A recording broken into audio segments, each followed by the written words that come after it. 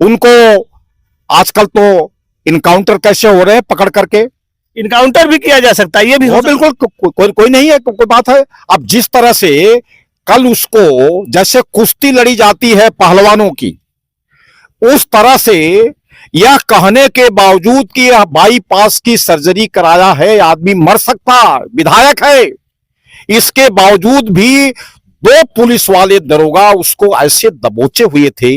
मुझे दर्द आ रहा था कि ये निश्चित है अभी ये मर जाएगा। कि अगर कानून ने आदमी को रास्ता दिया है, आखिर सरेंडर का कानून क्यों बनाया? जी। अगर पुलिस बहुत अच्छी छवि वाली होती, पुलिस अच्छा नेक काम करती, तो कानून बनाने वाला यह कह देते कि कोई मुलजिम है तो वकील के साथ थाने में सरेंडर करेगा। यह कानून क्यों बनाया गया?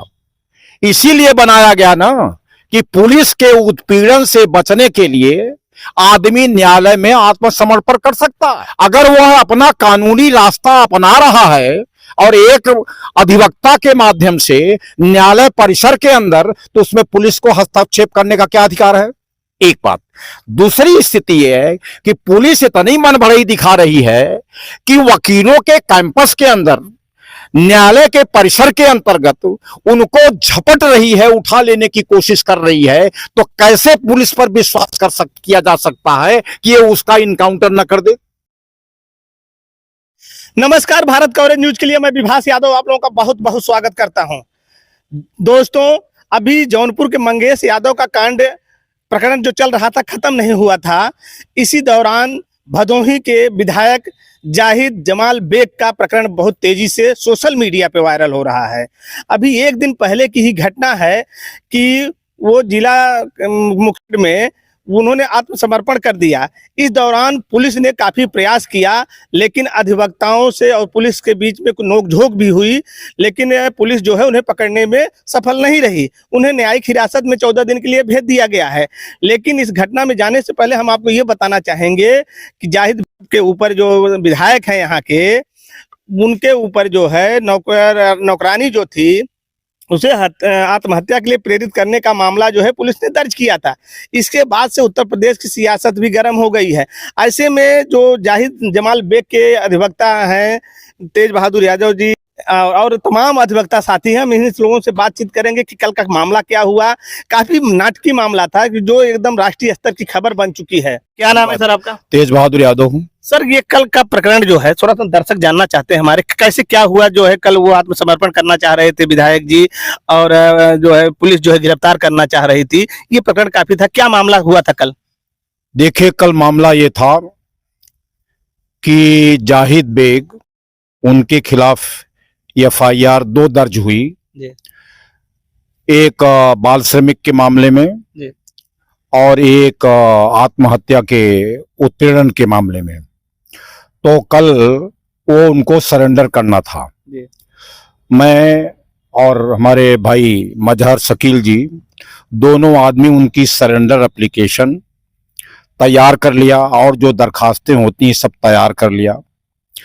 और जब उनको निर्देशित किया गया कि आप आ जाइए जाहिद बेग जी के लिए और दरखास्त दस्तखत कर दीजिए, अब चलिए न्यायालय में आत्मसमर्पण किया जाएगा। तो मजहर जी अपने एक जूनियर अधिवक्ता के साथ गाड़ी से मजहर शकील जी को, उनको जाहिद बेग जी को लाते हैं, और जो बार एसोसिएशन का मेन गेट है वहां गाड़ी खड़ी होती है। वहां मैं उपस्थित था। मुझे देखा, जाहिद बेग तुरंत हमारे पास आए और मैंने, हमारे साथ हो गए। जो ही वो हमारे साथ होते हैं, वहां पर गेट के अंदर ये बार एसोसिएशन का जो हाता है, उसके अंदर 2 दरोगा और 3-4 पुलिस, ये एकाएक जो है बिना कुछ बताए दबोच लेते हैं जाहिद बेग को। मैंने कहा उनसे कि भाई क्यों गिरफ्तार कर रहे हो? ये मैं सरेंडर कराने जा रहा हूं। न्यायालय का सम्मान करो, कानून का सम्मान करो। जब हम इन्हें स्वयं हाजिर करने जा रहे हैं मुकदमे में, तो क्यों इनको गिरफ्तार कर रहे हो? लेकिन 2 दरोगा और कांस्टेबल उनको ऐसा दबोचा, ऐसा क्रूरता किया कि उनको गिरा दिया जमीन पर। गिरा भी दिया। गिरा दिया, जमीन पर गिरा दिया। एक माननीय विधायक है वो। उनके कमरे, उनके कपड़े फाड़ दिए, उनके चप्पल इधर उधर हो गए, मेरा चश्मा टूट गया, मेरा जूता निकल करके कहां चला गया। और मैं चिल्लाता रहा कि भाई इसकी सर्जरी हुई, बाईपास सर्जरी हुई है, धूप है, मर जाएगा, विधायक है। लेकिन वो सुनवा नहीं हुई। बड़ा क्रूरता किया। हमारे सभी सम्मानित अधिवक्तागण मौके पर पहुंचे और किसी तरह से जाहिद बेग को जो है छुड़ाया और उनको रास्ते में ले आया, यहां कोर्ट के अंदर ले आया। तो वहां कोर्ट के अंदर भी जो है उनको दबोचने की कोशिश की गई और किसी तरह से वो न्यायालय में भाग करके जो है उनकी जान बची। यानी कुल मिला जुला कि ये जो आपका कोर्ट रूम है, यहाँ बाहर से लेकर अंदर तक पूरा वार बन गया कि पुलिस और अधिवक्ता के बीच में इस तरह जो है ये होना नहीं चाहिए था। और मैं आपको एक चीज और बता दूं, यहाँ के माननीय एडिशनल एसपी साहब ने 11:30 बजे मुझे फोन किया था कि कुछ लोग डीएम साहब के यहाँ प्रदर्शन करने वाले हैं, क्यों हो हल्ला करवा रहे हैं। मैंने उनसे कहा कि कोई आवाज नहीं निकालेगा, सब कोई शांत पूर्वक जा रहे हैं और आपको पत्रक देकर डीएम साहब को चले आएंगे।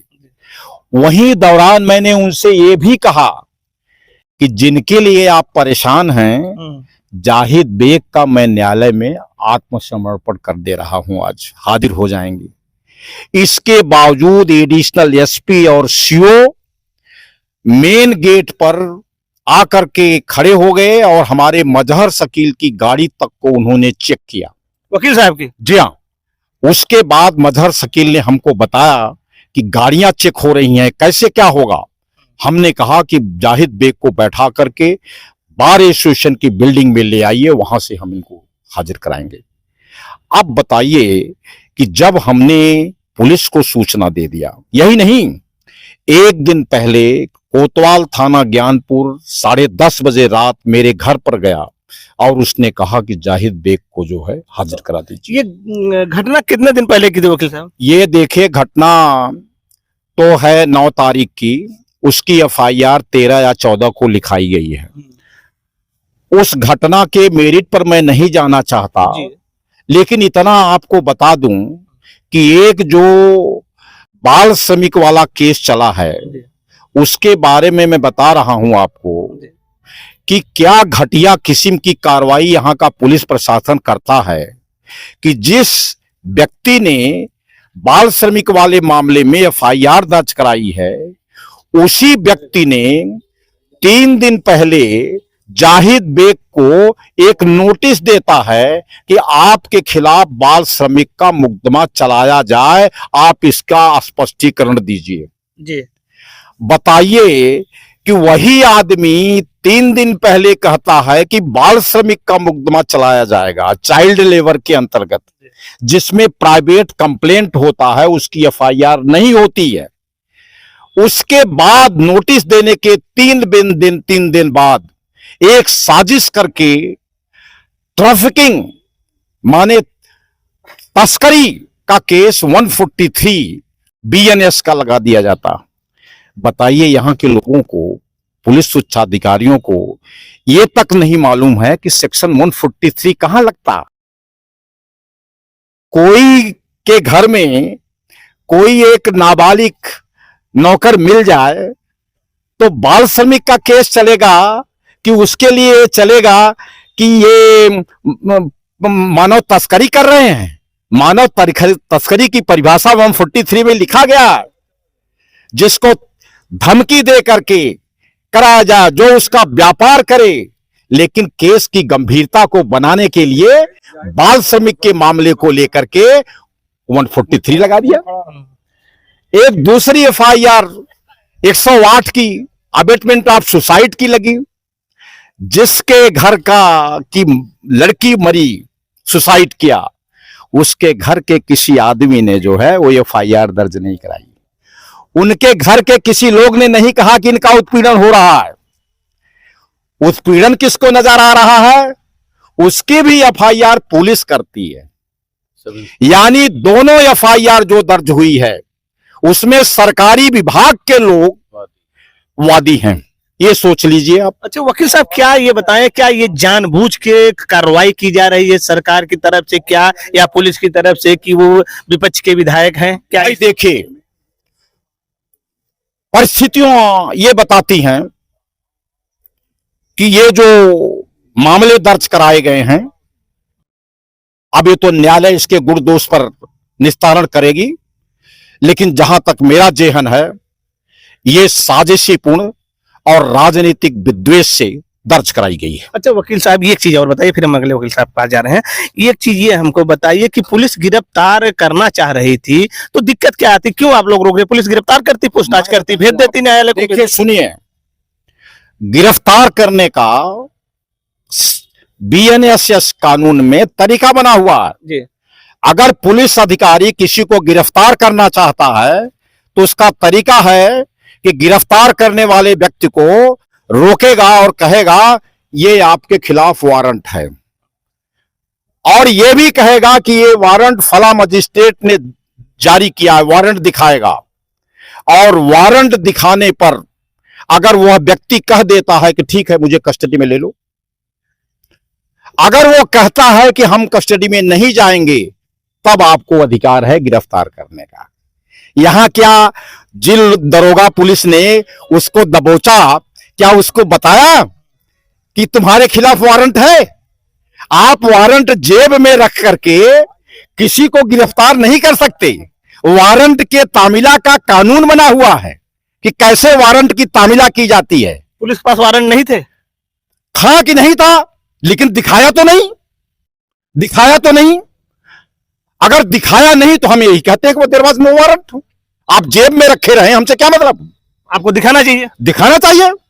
यही नहीं, जिस दरोगा ने गिरफ्तारी किया, दबोचा, उस दरोगा से मैंने 10 मिनट पहले पूछा था कि क्या तुम किसी को गिरफ्तार करने के लिए बैठे हो? तो उसने कहा कि नहीं, हम आप लोगों की सुरक्षा के लिए बैठे हुए हूं। तो बताओ, तुम वकील से झूठ बोलते हो? तुम हमको कह देते हो कि हाँ गिरफ्तार करने के बैठे हैं, हो सकता है मैं तुम्ही को दे देता, वारंट दिखाते हम तुमको दे देते, लेकिन ये गैर कानूनी प्रक्रिया क्यों अपनाते हो? यानी कहीं न कहीं पुलिस की मंशा पे भी सवाल उठ रहा है इस तरह। पुलिस की मंशा पर बिल्कुल सवाल है। पुलिस ने गलती की और ये वकीलों की बुद्धिमानी थी, क्योंकि वहां वादकारी भी थे, कोई भी घटना हो सकती थी।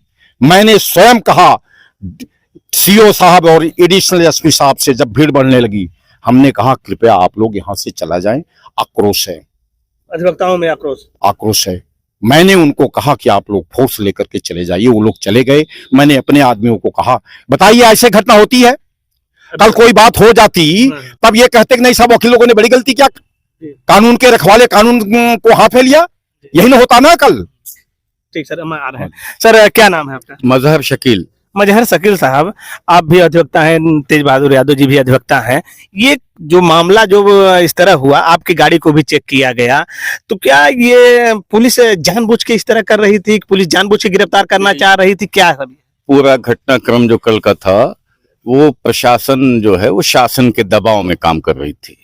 ये बहुत अनैतिक आचरण था कि वकीलों की गाड़ी चेक की जाए। मैंने प्रोटेस्ट किया एडिशनल एसपी को और सीओ को कि भाई आप पब्लिक की गाड़ी चेक करो, वकील की गाड़ी कैसे चेक कर रहे हैं? तो उन्होंने कहा कि वकील साहब कोई बात नहीं, आप जाइए। लेकिन जिस तरह का आचरण कल पुलिस ने किया, वो निश्चित रूप से ऊपर सत्ता का दबाव था, और सत्ता के दबाव में इस तरह की कार्रवाई की गई।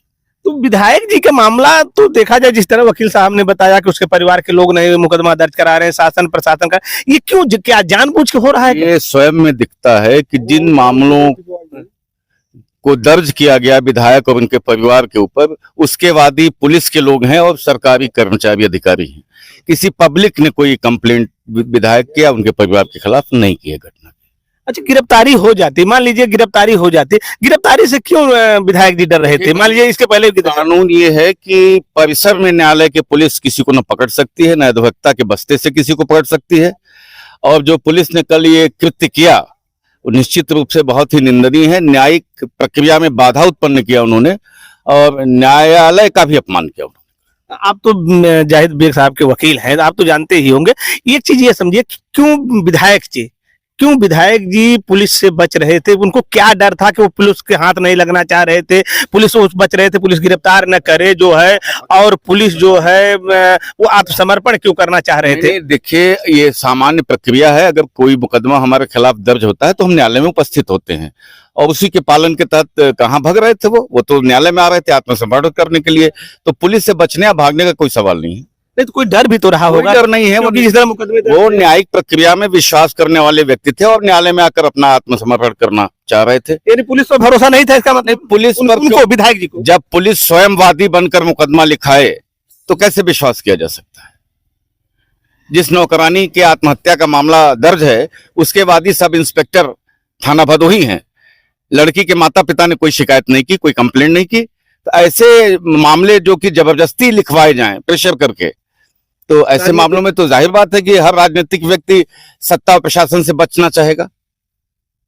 जहां तक जानकारी है जो है कि जाहिद बेग एक लोकप्रिय विधायक यहाँ के हैं, चर्चा में रहते हैं और बड़े जमीन से जुड़े विधायक हैं। उनके साथ जब ये घटना होती है तो ये चर्चा का विषय बन जाता है। और जिस तरह से कल ये घटना हुई, उन्होंने आत्मसमर्पण करने के दौरान अधिवक्ता और पुलिस के बीच कहे तो एक छोटी सी झड़प भी हुई।